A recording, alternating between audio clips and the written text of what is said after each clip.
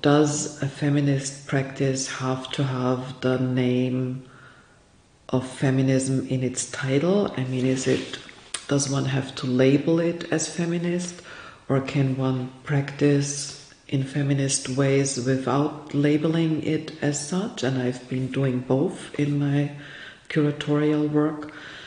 And I think the same holds true for teaching. And I would say there are many different ways of how feminism and curating meet or engage each other.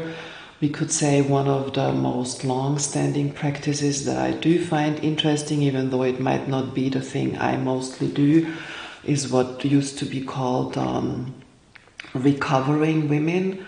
So not in the sense of recovering them because they were ill, but you could say it's one of the ills of patriarchy, that particularly women artists were written out of what is called art history precisely through the discipline of art history. So there was a living knowledge of female producers of art as long as there was no discipline of art history. And with its disciplinization that happened in the mid-19th century, women artists no longer formed part of what we call the canon. And one of these rich fields of intervention is this so-called recovering women, making them part of art history, making exhibitions that might employ a separatist strategy in showing only women artists. There have been women-led feminist identifying architectural practices in the past, like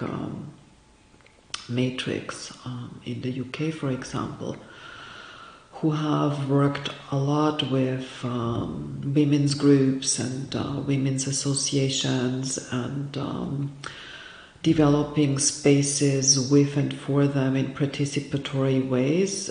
But there has never been a feminist architecture movement, and it hasn't been identified as such because it hasn't existed, I would say. But I would say that doesn't mean that there are no feminists in architecture and that there are no feminist ways of making and producing architecture. So Margarete Schütte-Lihotzky once said, hätte ich diese Küche doch nie gebaut, so it would have been better if I had never done this kitchen, because she was identified with having come up with the so-called Frankfurt kitchen. But I think looked at more critically, the Frankfurt kitchen, even though it made life for women easier as the efficiency of the workplace of the kitchen was increased, it also didn't depart at all from the assumption that it would be a woman who was working in this kitchen. And a lot of feminist projects in the past have actually, in a way, reinforced certain stereotypes about women, that women are the ones who would do all the cleaning, or that they are the ones who do all the cooking. So I think a feminist architecture would have to start from the assumption that reproductive labor is not done by one gender exclusively. How early should we start with understanding the conditions of gender? So if kindergartens have spaces where you cook together and everyone cooks, then it's very clear that the ungendering of the kitchen space, in not assuming that those who will then be working in a kitchen are necessarily female. That would be one way of saying where architecture, education, and feminism meet in a very concrete way, to give such an example. In some way, we live in very exciting times for feminists because there's so much work to be done. But I think that's my pessimistic side speaking, because whenever there's so much work to be done and there is a new wave of feminism, it means that the times for women are really bad. The scary thing is that the hatred has come back. I mean, we are living through what is called the fourth wave of feminism. And it has started largely in Latin America, in Argentina, with a movement called Ni Una Menos. So not another woman dying, not another woman murdered, calling out femicide, which is the most extreme form of misogyny, hating female bodies so that women are killed because they are women, which is referred to either as femicide or as feminicide. And this movement has spread from Argentina to many other countries across the Americas, but also to Spain.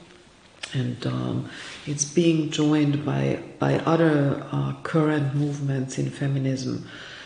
And so I try to be optimistic when it comes to hopefully having access to different forms of education in the future that will allow for all kinds of people to not being hated, and for people to unlearn hatred against women, against queers, against gays, against lesbians, against gender non-conforming people. Part of the structures of violence also have to do with the way governments, the legal system, jurisdiction, police acts or doesn't act on this war on female bodies.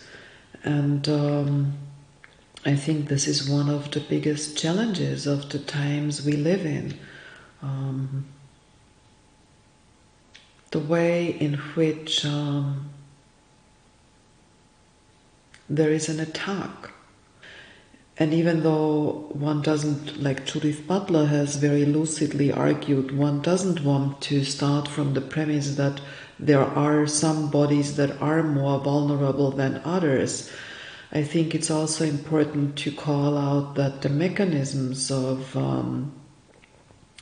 governments and its institutions have not yet undone the systemic violence that is playing out on all the bodies that are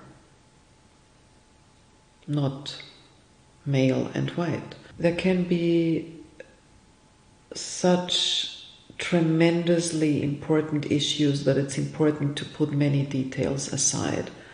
Were to unite around a specific cause like that might not leave room for details. And then there are other times, other feminist temporalities, where there can be the